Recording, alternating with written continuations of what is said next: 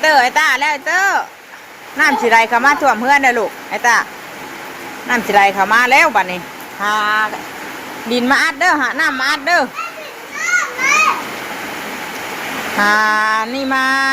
ตันไว้ได้รัดไว้ได้ยาน้ำไหลเข้ามาในดุเนาะแม่ไปขอการคุณแม่ทำแล้วหรือเปล่าแล้วเลยฝนตกครับเห็นดิไว้ดิเห็นหน้าหลายท่งกันแล้วเลยทำหน้า2-3บอลเนาะเก่งดี2-3ท่งก็มีแต่บอลกว้างแล้ววันเลยพากันไปให้ไปหน้าพี่น้องเลย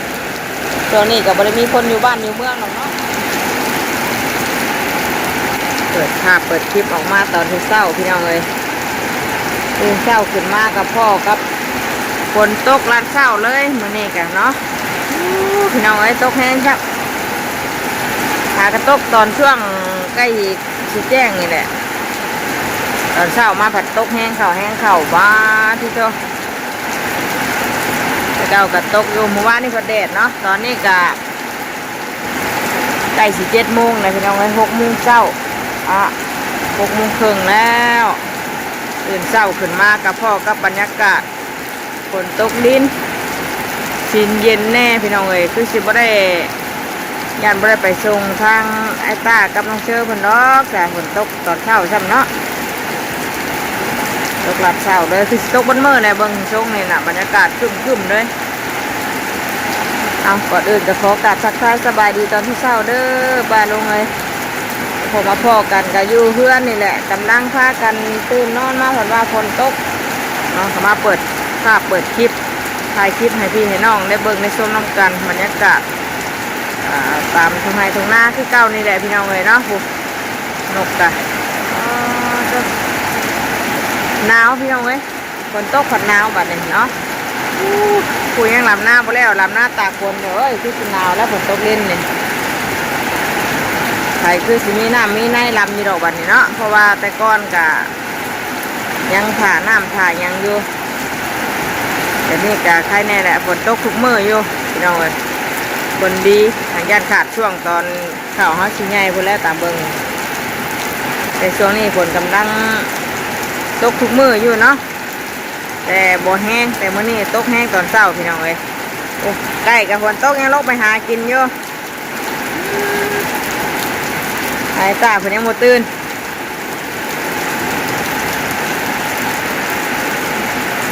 เดี๋ยวน้ำเสียวแกงอยู่เบิ่งชงนี่น้ำมากลุงเราไปใส่นั่นเราก็ได้ปลาได้นี่เนาะแม่ตุ้ยเพิ่นบอกให้ทางน้องจอยเพิ่นไปเฮ็ดอันว่าบอนต้อนของพ่อแขกนะพี่น้องเอ้ยแต่ว่าท่านได้ไปเบิ่งอยู่เนาะเราสิเฮ็ดอันนั่นผู้ใหญ่แต่ว่าเงียบเงียงใช่เพราะได้กินปลาไปแจ๊กแล้วว่าบ่มีคนเฮ็ดน้ำมากกับปลากะลงนั่นนี่ว่านี่ลุงเราก็ยังได้หลายเติบสิพออยู่พอกินได้อยู่แนวอยู่ในกินยำฝ้ายำปนสิกันเนาะช่วงยำแรกเนี่ยมันสิอยากยากแน่การหาอยู่หากินกันพี่น้องเลยเนาะช่วงฤดูฝนเนี่ยใครแน่หากบหาเขียดหาหอยหากระปูกระแป้งน้ำไม้น้ำมันแต่พอมีเนี่ยเนาะช่วงแรกเนี่ยโอ้ถ้ามันแดดเฮ็ดปวกออกได้นี่เฮ็ดปวกจิกออกอีกได้นี่ข่าวเขาก็งามไว้อยู่ได้พี่น้องเลยเนาะ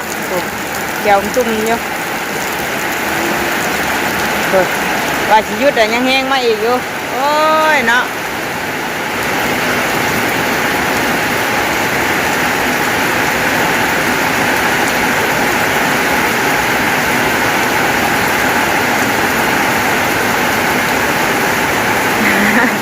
แต่คนแล่นไปสั่งฝนตกยังแล่นไปมาทำไมไก่พี่น้องเอ้ยไก่ป้าฝนตกยังสิแข่งไปหากินอยู่แล่นกลับมาที่แบบเกี่ยวว่าเลยแห้งอยู่ดีเห็นไหม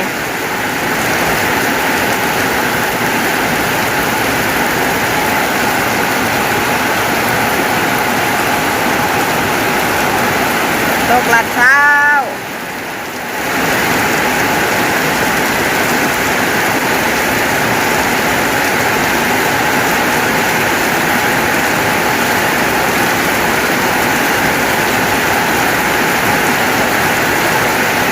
หนาวบาดเนี่ยเนาะตกตกผัดหนาวเสียงดังนะพี่น้องเอ้ยเสียงดังค่าบุโอ้โหฝนตกมากกะเฮือนทั่วขึ้นจอดแล้วกะยังบ่นั่นอยู่จะจอดบ่ถึกหม่องบ่ได้ได้ใดยังหัวอยู่ขู่เด่นก็ได้อยู่ทางในหูพี่น้องเอ้ยแต่ตกแห้งเนี่ยมันไหลบ่ทันเนี่ยน้ำมันสิไหลลงมาหลังคาบ่ทันเนี่ยน้ำสิหัวลง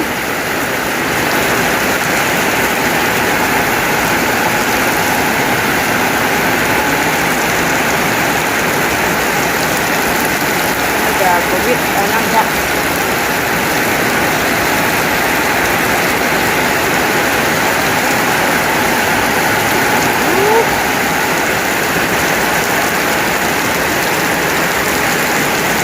แห้งอยู่ดิชอบว่ามีผ้าเดือบผ้ารังเนาะผ้าบนห้องตกจากลงมาแบบนี่กับใครอยู่ถ้าผ้าห้องผ้าลำมันจักลงมันจักบนในย่านเดียวเลยนกกาดินอยู่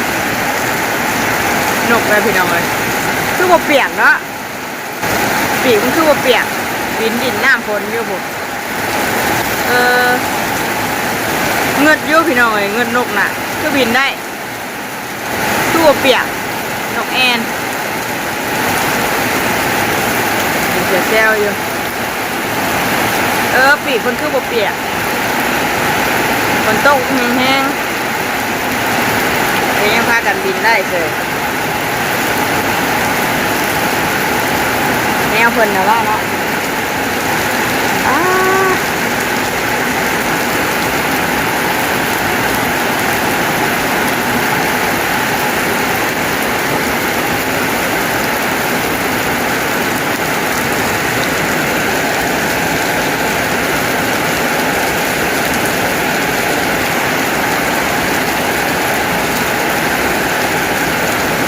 แล้วหรอบ่พี่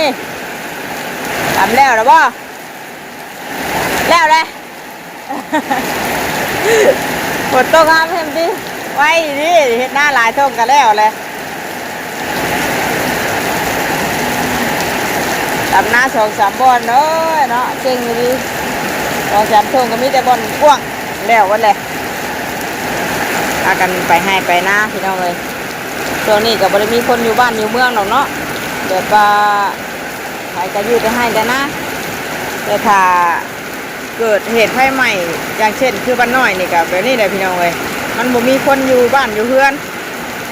แต่เลยมันเหตุแบบถ้ามันใหม่ขึ้นมาแต่กับคนบ่อยู่มันไฟมันก็เลยใหม่ไวลามไปไวเนาะถ้าคนมีคนอยู่ยังว่าหมอดฟืนหมอดไฟปิดเอาน้ำเอาอย่างหัวไฟแน่นี่ตอนเช้ามากะบางคนกะมานอนกลางคืนตอนเช้าก็ไปมื้อแรงบัดมาแบบสินะบางคนก็ไปนอนอยู่หน้าเลยก็มีจังสิบ้านเมืองเฮาอ่ะคืนไฟเนาะมันบ่มีอันเครื่องตัดเครื่องยังมันก็ถามมันช็อตมากกันคือบ้านแล้วพี่น้องเนาะอย่างเช่นคือทางบ้านโคกประวายนี่เนาะบ้านตรงข้ามเฮาในฟังห้วยนี่ก็จังซี่แหละเจ้าของคนก็นอนให้นอนหน้าคืนไฟช็อตมันก็ผมมีเอาประทันเนาะ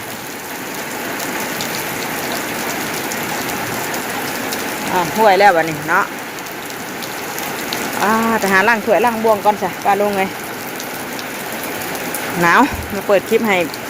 พี่ให้น้องเบิ่งบรรยากาศตอนเช้าฝนตกเนาะมีอย่างไรดอกป้าลุงไงฝนตกรับเช้าแต่ก็แห้งเติบอยู่ได้เนาะเมื่อคืนนี่ผัดเดือนแจ้งอยู่สีฝนแจ้งมาผัดว่าฝนตกมา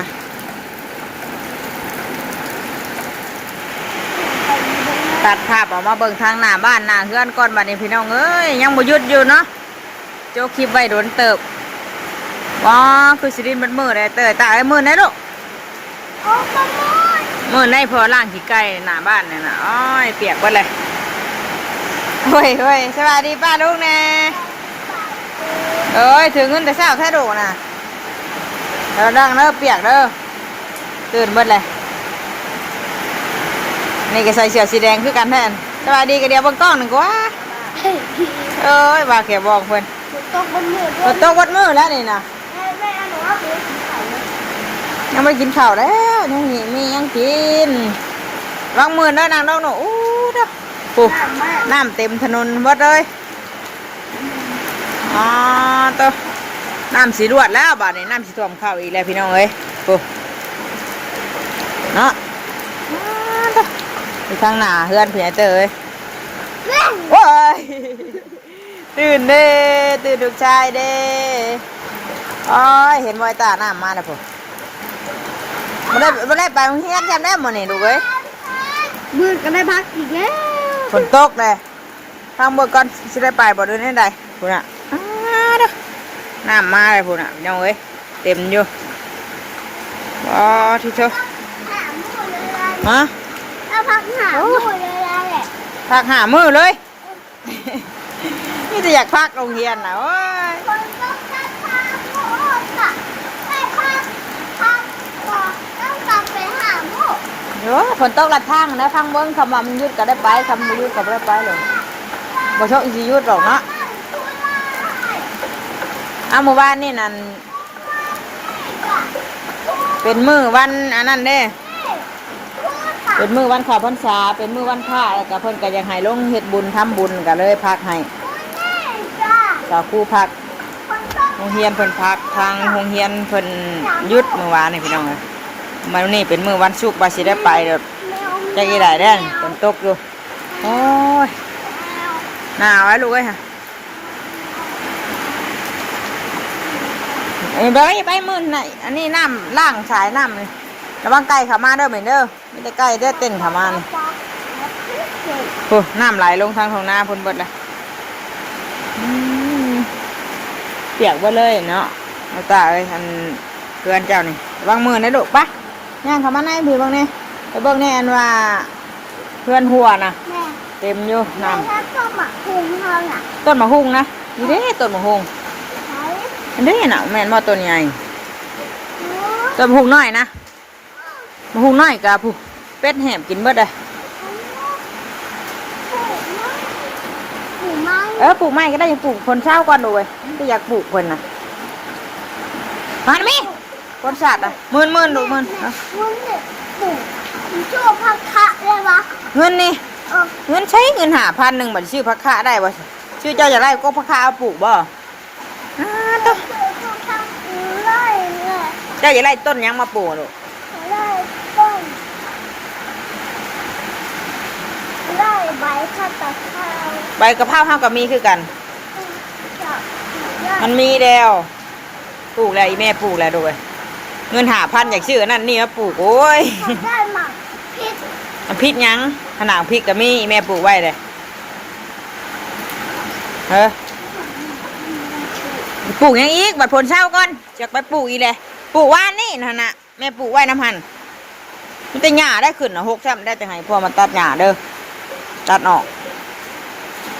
โอ้ยมันจะหาอยากปลูกเมื่อวานนี่ก็ปลูกต้นนั้นว่าหมักพริกน้ำหันนะ ก็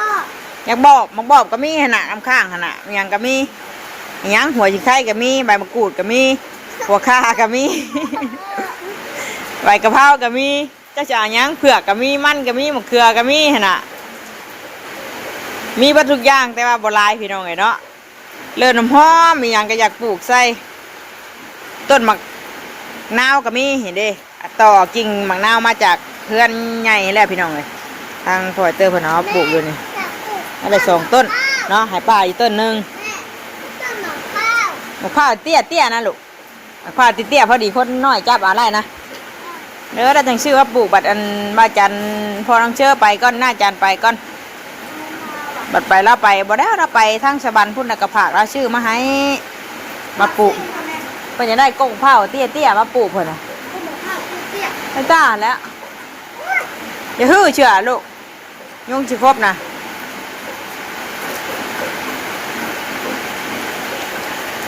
แล้วเข้ามาในพี่ไป มึงแน่อ๋อน้ำท่วมไหลเข่าเฮือนได้จังหน่อยมึงแน่โอ้ยน้ำเต็มถนนหนทางพี่น้องเลยฝนตกบนมือบนเว้นบ่หยุดบ่หย่อนเลยเนาะโอ้ยหนาวเด้ เออ จะเบิ่งไม่หมาแล้วเกิดไหม มาหน่อยนะน้ำท่วมเลยหนาวเด้ค่ะมาในพี่ไปเบิ่งอันไปเช็ดแน่เอาเพราะนั่นมาเช็ดแน่ทางในพี่ทางในกับฝนตกมาแล้วกับหัวเปียกเบิดพี่น้องเอ้ยเฮือนก็ได้ดูมาอาจารย์เอ้ยเข้ามาลูกยันมือหน่อยไหมไปเด้อได้ยังปลูกฝนตกเช้ากันไปอยากปลูกหั่นปลูกนี่โยไปเตอไปมาลูกมาเข้ามาเด้อปิดเด้อประตูเด้อยันไก่เด้อมันมืดนะครับโอ้ขู่ยายอยู่ข้างในกันจักขู่ไปจักโอเก็บในมอนะลูกมันมืดพี่น้องไว้เข้ามาในพี่น้องมืดฝนแน่กับมันมืดอยู่ในเฮือนแน่มืดนะโอ้ยตื่นเลยเตี้ยตื่นนะโอ้ยซิมนี่ไปทางไหนไปได้เลยมันนี่เนาะ ไปได้ลูก ฝนตกไปบ่ได้แล้ว ไม่นุ่งเองแม่ หึ มันขอไม่นุ่งมันนั่นมันขอโค้งไปนั่น นี่เด้นี่น่ะอย่ามานั่งก็ได้ตัวหัวเปียกมันเปียกอะไรน่ะฝนสาดเข้ามาเปียกบ่แล้วน้ำสิท่วมเฮือนในตาแล้วพุ่นน่ะป้าลุงเอ้ยน้ำมาเลยไหลเข้ามาท่วมหน้าบ้านหน้าเฮือนในเตยตาไปเลยมันหักสิไหลเขาแล้วพุ่นน่ะมันสิไหลเข้ามาท่วมเฮือนเฮาคือกันแล้วนี่เนาะจะบาดแต่เฮือนป้าแล้วเฮือนตาก็สิไหลเข้ามาแล้วเนาะฝนตกน้ำท่วมป้าลุงน้ำสิไหลเข้ามาเฮือนในเตยแล้วนี่มันเล่นเติม ไปข้างในไป เอ็นที มันที่มันยังบ่เป็นหมาเลย ไป หมามันยังบ่แก่ ถามมันแก่ ให้มันแก่เพื่อมันจะกินได้เลยแกมันก็บ่แก่มันยังกินมาได้แล้ว มันทำค่ะ เงินขาดแล้วด้วยแล้วจะไปซื้อ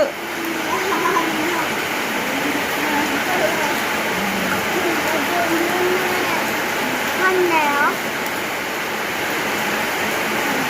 ตกอาหารลงมาลงพี่ บอกเอาบอกลงไง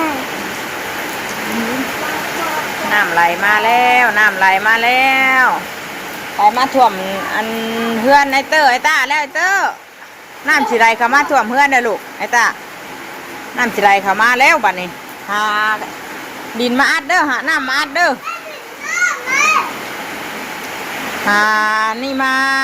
ตันไว้ได้รัดไว้ได้ยาน้ำไหลเข้ามาในดุเนาะ แม่ไอ้ขอบกัดขึ้นมา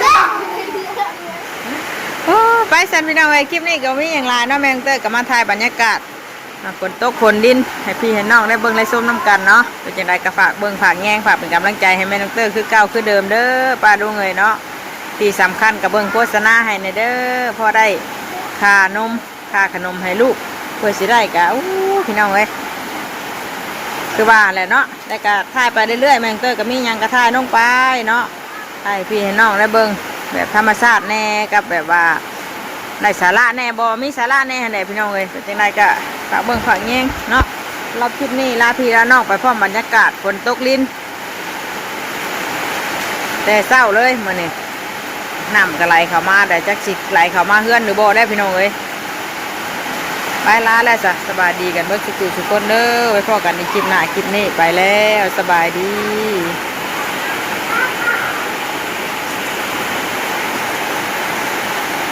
เสือเหนียวไอ้เธอกระตากฝนเลย